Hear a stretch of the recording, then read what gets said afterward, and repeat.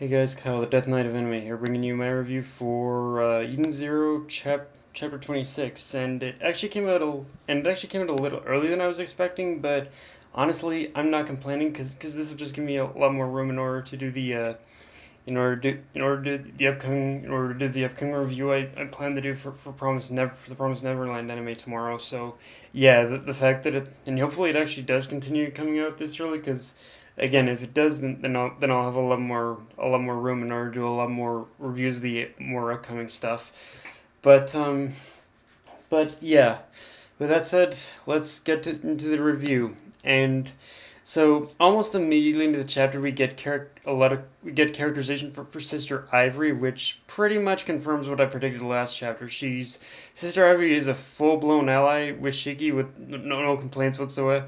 She's a full blown ally with Shiki that just so happens to have a fun loving sadistic side to her, and those I know those two sound polar opposite to each other, but I guess in her case it just works well. Also having a touch of impulsiveness as well, which honestly just makes her all the more scary just from the concept of how many times I'm thinking, holy crap, Ivory is exactly like Shiki, and it's and the thing and she's not a complete, and the thing and I'm not gonna say that she's a complete and and the thing is, normally with stuff like this, I'd call it something like that lazy. But the thing is, well, on top of the fact that I don't think she's a complete copy of Shiki, I'm the whole thing of her possibly being a cop, like of her personality being a copy of Shiki's, it doesn't bother me as much because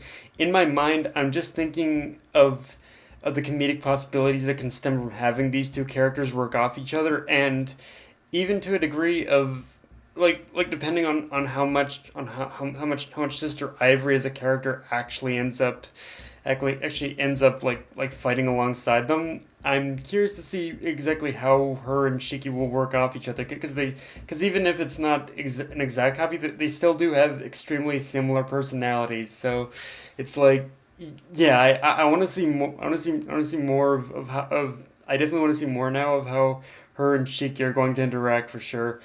Um, Now, one thing I will say that I wasn't too crazy about initially when reading this chapter, but eventually warmed up to after reading it a few more times was easily the fake sister how easily the fake sister was taken out, and and like I said, I eventually warmed up to it and the reason why that works to me is because there is this element of karma and just seeing all her lives come crashing down that just kind of works pretty much, especially with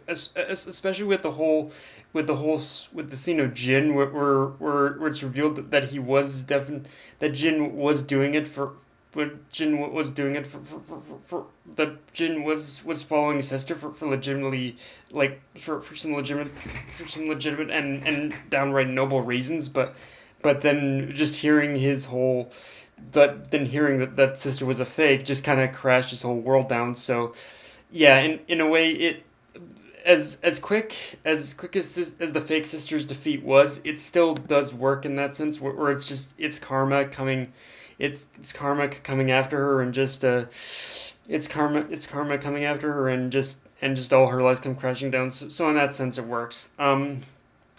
The other reason why it works to me as well, it boils down to the dispel driver technique that Ivory used in the chapter. Because going off that particular moment, I feel almost in the strangest way that Mashima has set some bizarre ground rules where the Starshines are these beings that are so immensely powerful to the point that to the point that it actually sets a bit of a benchmark in order for Shiki to reach that almost that same amount of power, in order to be considered the true successor of his grandfather's legacy as the Demon King. I mean, it's again, so yeah, it's kind of a weird setup where he's making a lot of the secondary, and while one could argue that Shiki in himself is already kind of overpowered, it's one of those things where after seeing the kind of power that Sister Ivory has, and hell, even to a certain degree Witch has, um, it's it's really kind of a setup where I'm definitely considering it to the fact that both that the sec that these star shines right now are going to be a lot stronger than pretty much Shiki. So again, it kind of sets that benchmark for Shiki to become stronger. And as weird as it is, it almost kind of validates a bit of a reason in order for Shiki in order for Shiki to eventually become this in order to become this basically overpowered badass. So yeah, in a strange, again, I can't say for sure if this is exactly what Mashima is doing, but it does feel like he's giving purpose in order for Shiki to eventually become like in order for Shiki to basically gain a lot of in order to be overpowered or something like that. But yeah, I guess it really just kind of all depends on on how a lot of what happens from here. I think it really just kind of all depends on what Mashima does and how he handles pretty much the journey that Shiki is gonna go on from here. Um, and yeah, the biggest mystery of all in the series is still who Homura is as a character, because she claims to be someone who wants to defeat the Demon King, but she's continuously doing things to help Shiki. So I can only assume that whatever beef that Homura has with the Demon King, it seems her methodology is she really can only settle it once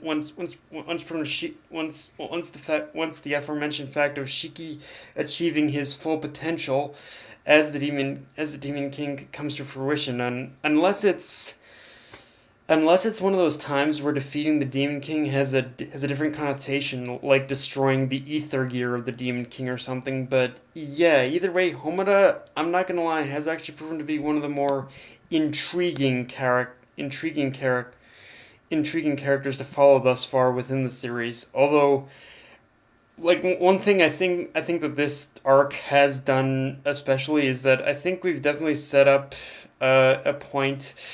I think we've definitely set up a very cautious relationship between Weiss and Homura. Like Weiss, I know for sure is going to be acting a little extra parent, a little extra cautious around Homura for sure, until we get the actual reveal of what her mission entails. Like yeah, I can see that their relationship in particular definitely being on rocky ground for sure until whatever she's planning is like fully revealed in detail or something like that. But yeah, whatever her mission is, like I want to I'm definitely constantly keeping my eye on Homura for sure. Um and okay, if I did and all right, if I did I will say if I did have like majority of stuff of any problems I've mentioned that they're kind of just genuine they're kind of just nitpicks until like they're kind of just nitpicks for me. But if I did have one genuine criticism of the chapter is that the pacing felt really off. It was like with this chapter, it felt like we were jumping from one point in time to another without much transition, and it really took some time for me to figure out at what point in time we were in, especially the beginning where the fake sister is laying on the ground, and then halfway in we jump back to the actual confrontation between the fake sister and Sister Ivry.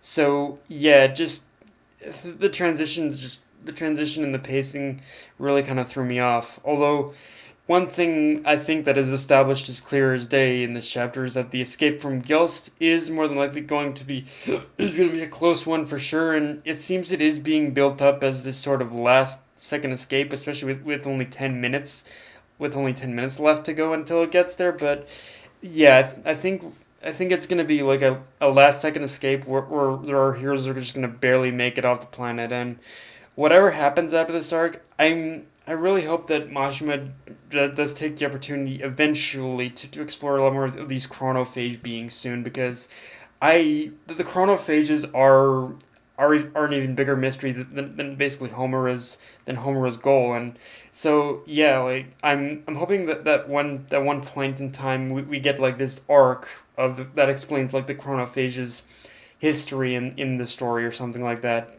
That's what I'm hoping for anyway.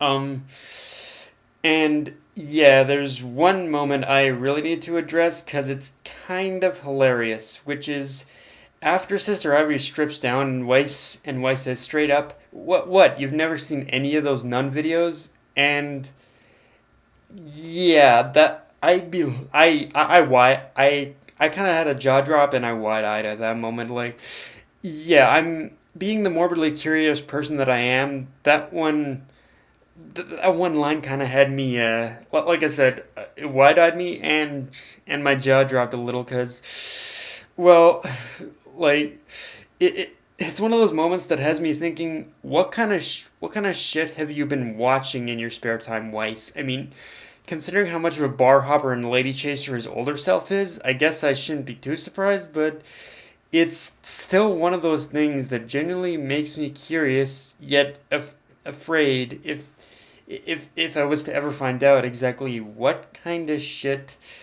that Weiss basically watches on his spare time. Like, is it porn? Is it hentai? Like, what are we talking here, boy? Like, yeah, I'm morbidly curious now as to what kind of stuff Weiss watches. Yeah. um, but yeah, guys, that's my review. If you enjoyed the video, like, comment, subscribe from Twitter, Facebook, any list or Crunchyroll. Death Knight of Anime, signing off. Later, guys.